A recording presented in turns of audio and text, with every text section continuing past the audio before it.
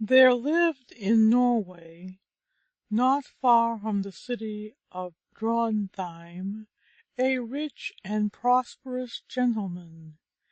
He had an only daughter, called Aslall, the fame of whose beauty spread far and wide.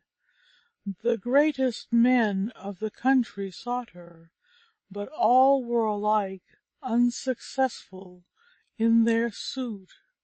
Her father, who thought his daughter delayed her choice only that she might choose the better, forbore to interfere, and exulted in her prudence. But when at length the richest and noblest had tried their fortune with as little success as the rest, he grew angry, called his daughter, and said to her, "Hitherto I have left you to your free choice, but since I see that you reject all without any distinction, and the very best of your suitors seem not good enough for you, I will keep measures no longer with you. What! Shall my family become extinct, and my inheritance pass away into the hands of strangers? I will break your stubborn spirit. I give you now till the festival of the great winter night. By that time you must make your decision, or prepare to accept the husband whom I myself shall select." Now Aslog secretly loved a youth named Orm, handsome, noble, and brave. She loved him with her whole soul, and would sooner die than bestow her hand on another. But Orm was poor, and poverty compelled him to keep his love as secret as her own. When Aslog saw the darkness of her father's countenance, and heard his angry words, she turned pale as death, for she knew his temper, and doubted not but that he would put his threats into execution. Without uttering a word in reply, she retired to her chamber and pondered vainly how to escape the storm that hung over her. The great festival approached nearer and nearer, and her anguish increased every day. At last the lovers resolved on flight. Orm knew a secure place where they could hide until they found an opportunity of quitting the country. So at night, when all were asleep, he led the trembling Aslog over the snow and ice fields away to the mountains. The moon and the stars lighted them on their way.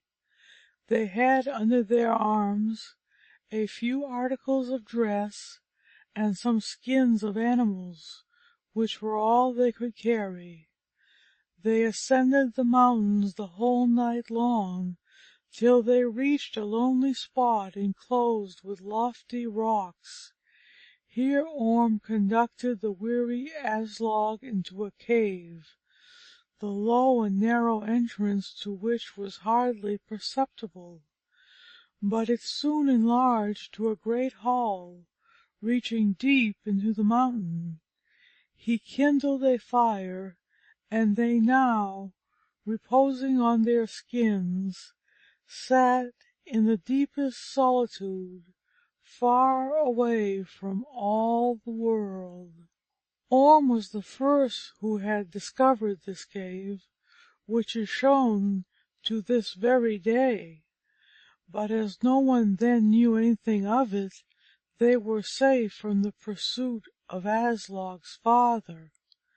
They passed the whole winter in this retirement, content and even happy, for they knew they were married and belonged to one another, and no cruel father could separate them more. Orm used to go a hunting, and Aslall stayed at home in the cave, minded the fire, and prepared the necessary food. Frequently did she mount the points of the rocks, but her eyes, did they wander ever so far, saw only glittering snowfields. The spring now came on. The woods were green, the meadows put on their various colors. People began to wander out for summer pleasuring, and Aslall could but rarely and with circumspection venture to leave the cave. One evening Orm came in with the intelligence that he had recognized her father's servants in the distance, and that he could hardly have been unobserved by them. "They will surround this place," continued he, "and never rest till they have found us. We must quit our retreat, then, without a moment's delay." They accordingly descended on the other side of the mountain and reached the strand, where they fortunately found a boat. Orm pushed off, and the boat drove into the open sea. They had escaped their pursuers, but they were now exposed to dangers of another kind. Whither should they turn? They could not venture to land, for Aslall's father was lord of the whole coast, and they would ineffably fall into his hands. Nothing then remained for them but to commit their bark to the wind and waves. They were driven along the entire night. At break of day the coast had disappeared, and they saw nothing but the sky, the sea, and the waves. They had not brought one morsel of food with them, and thirst and hunger began now to torment them.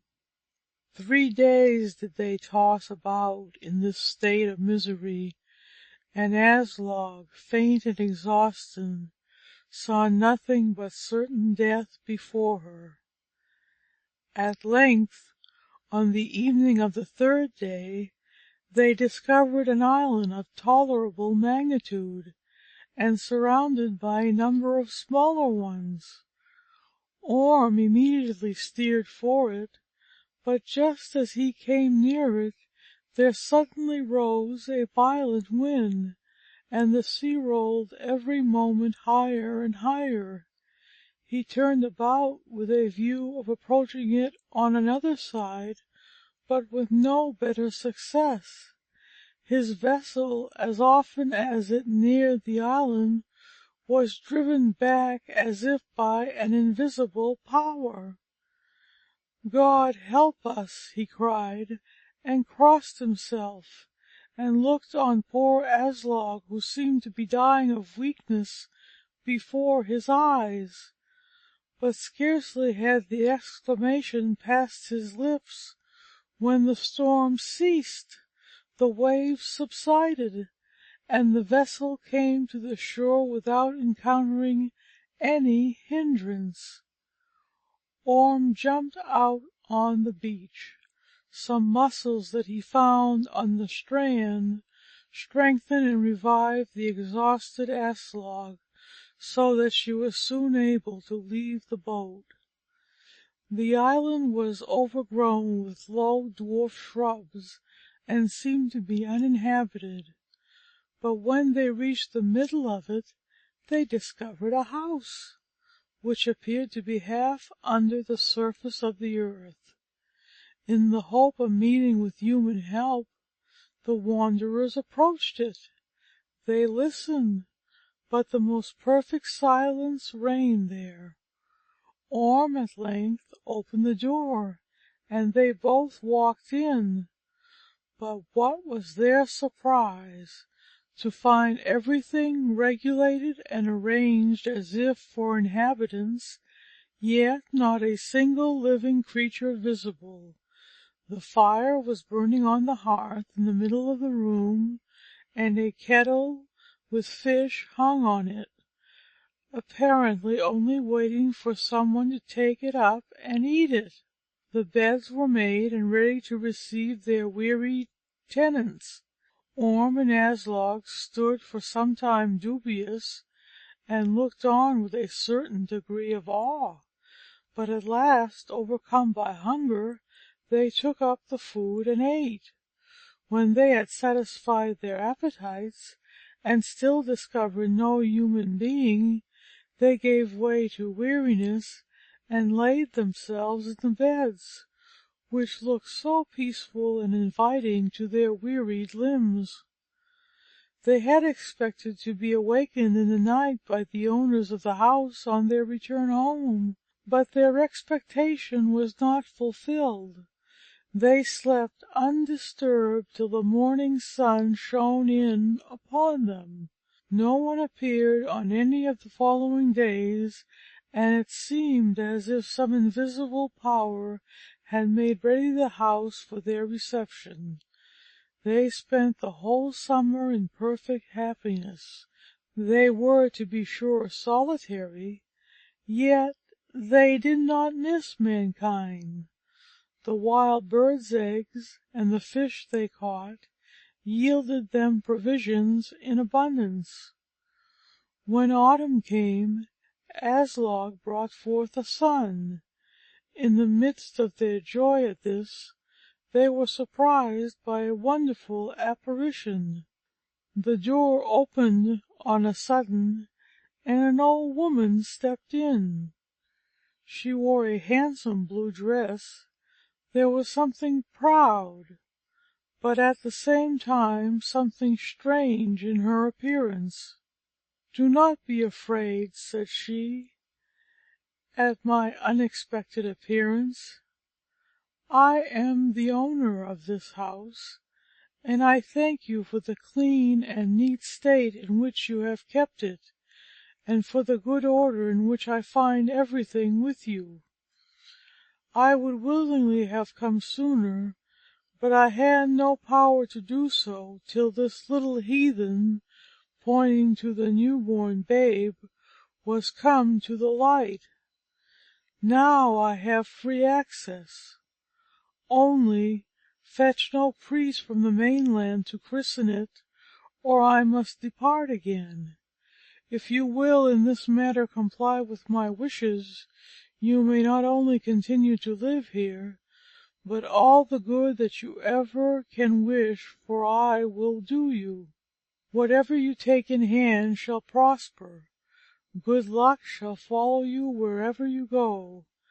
But break this condition, and depend upon it, then misfortune after misfortune will come on you, and even on this child will I avenge myself.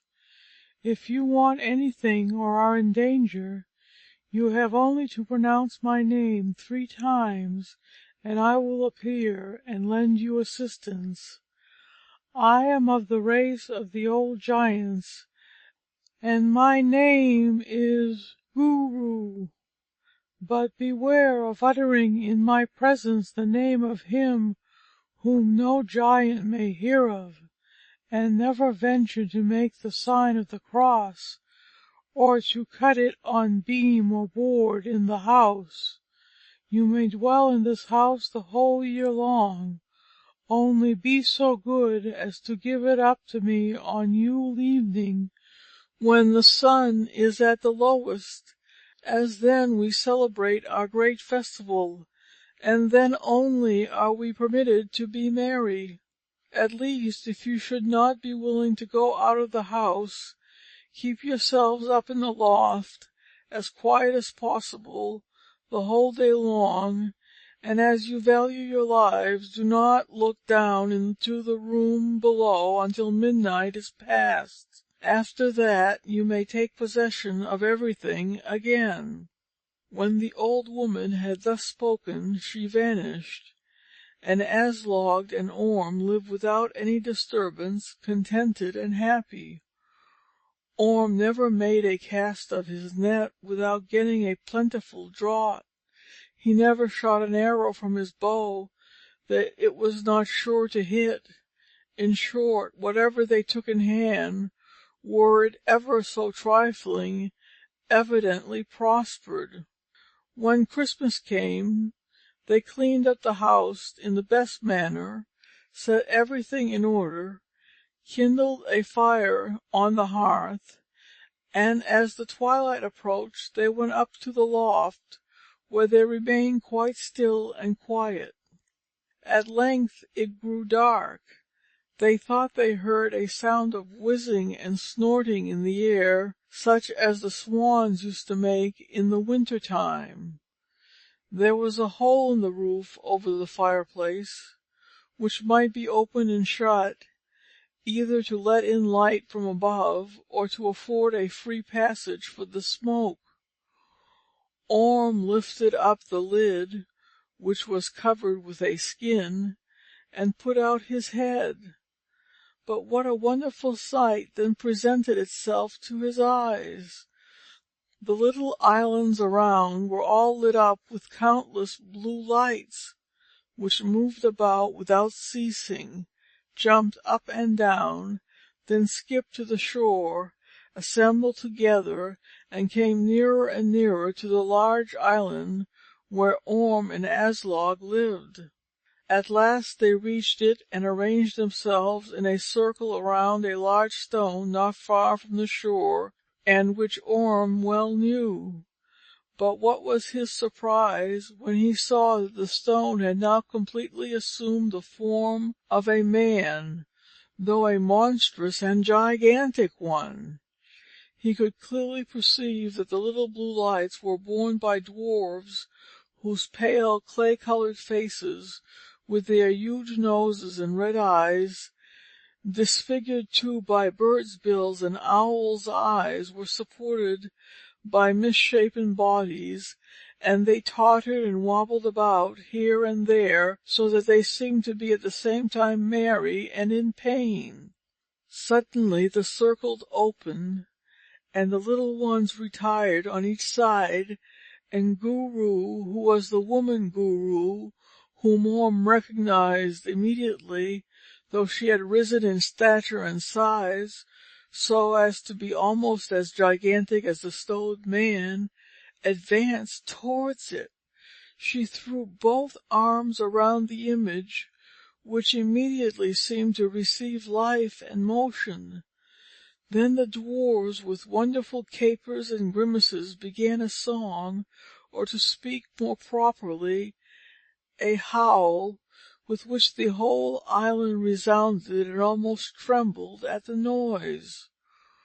Orm, quite terrified, drew in his head, and he and Aslall remained in the dark, so still that they hardly ventured to draw their breath. The procession moved on towards the house, as might be clearly perceived by the nearer approach of the shouting and crying. They were now all come in, light and active. The dwarfs were heard jumping about on the benches, and heavy and loud sounded at the intervals the steps of the giants. Orm and his wife listened to the clattering of the plates and the shouts of joy with which they celebrated their banquet. When it was over and midnight drew near, they began to dance to that ravishing fairy tune, which some have heard in the rocky glens, and learned by listening to the underground musicians. As soon as Aslall caught the sound of this air, she felt an irresistible longing to see the dance, nor was Orm able to keep her back. "Let me look," she said, "or my heart will burst." She took her child and placed herself at the extreme end of the loft, whence, without being observed, she could see all that passed. Long did she gaze, without taking off her eyes for an instant, on the dance, on the bold and wonderful springs of the little creatures, who seemed to float in the air and not so much as to touch the ground, while the ravishing melody of the elves filled her whole soul. The child, meanwhile, which lay in her arms, grew sleepy and drew its breath heavily, and without ever thinking on the promise she had given the old woman, she made, as is usual, the sign of the cross over the mouth of the child, and said, "Christ bless you, my babe."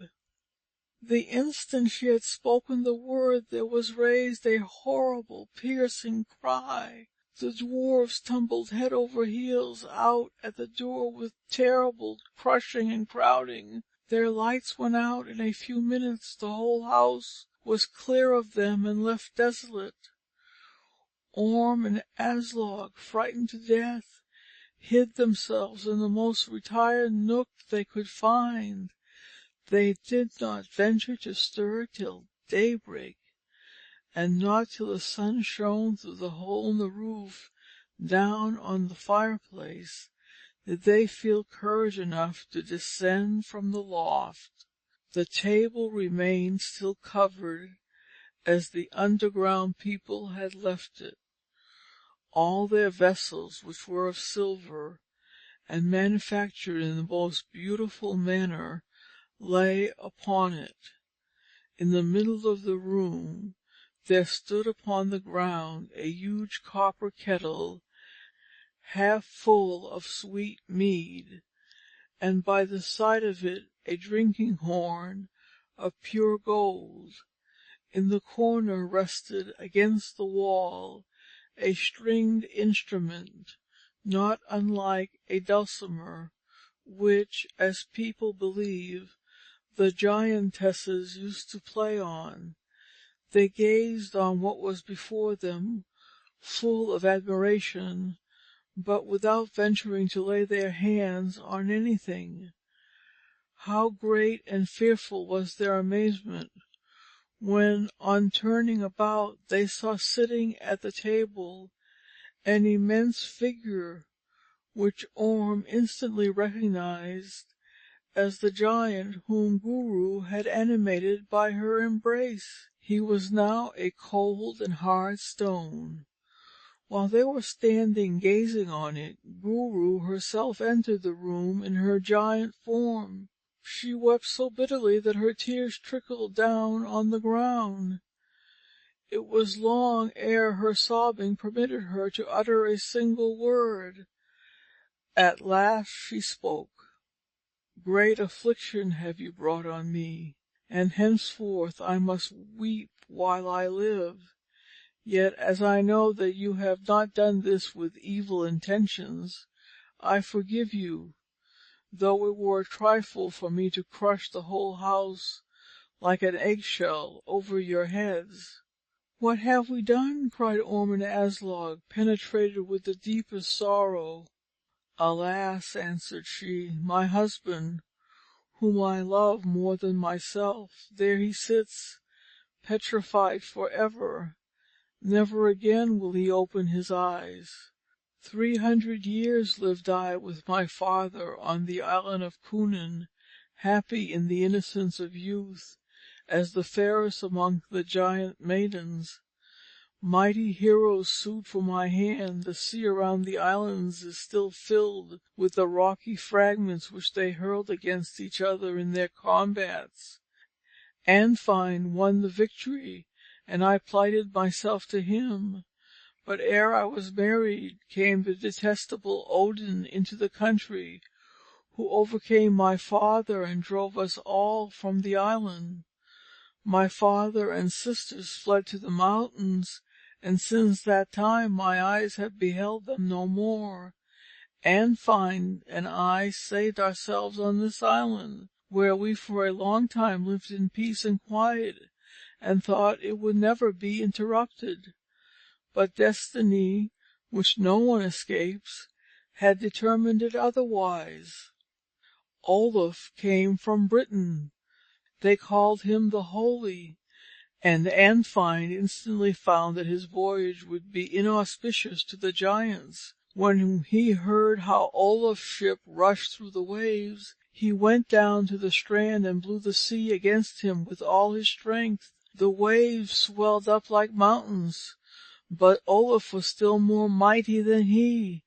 His ship flew unchecked through the billows like an arrow from a bow. He steered direct for our island. When the ship was so near that Andfind thought he could reach it with his hands, he grasped at the forepart with his right hand, and was about to drag it down to the bottom, as he had often done with other ships. But Olif, the terrible Olif, stepped forward, and crossing his hands over each other, he cried with a loud voice, "Stand there as a stone till the last day." And in the same instant my unhappy husband became a mass of rock. The ship sailed on unimpeded and ran direct against the mountain which it cut through, and separated from it the little island which lies out yonder. Ere have I passed my life alone and forlorn. On Yule Eve alone can petrified giants receive back their life for the space of 7 hours, if one of their race embraces them, and is at the same time willing to sacrifice 100 years. I love my husband too well not to bring him back to life every time that I could do it, even at this price, and I have not even counted how often I have done it, that I might not know the hour when I myself should share his fate, and at the moment when I threw my arms around him, become stone like him. But alas, even this comfort is taken from me. I can never more by any embrace awake him. He has heard the name which I dare not utter, and never again will he see the light until the dawn of the last day shall bring it.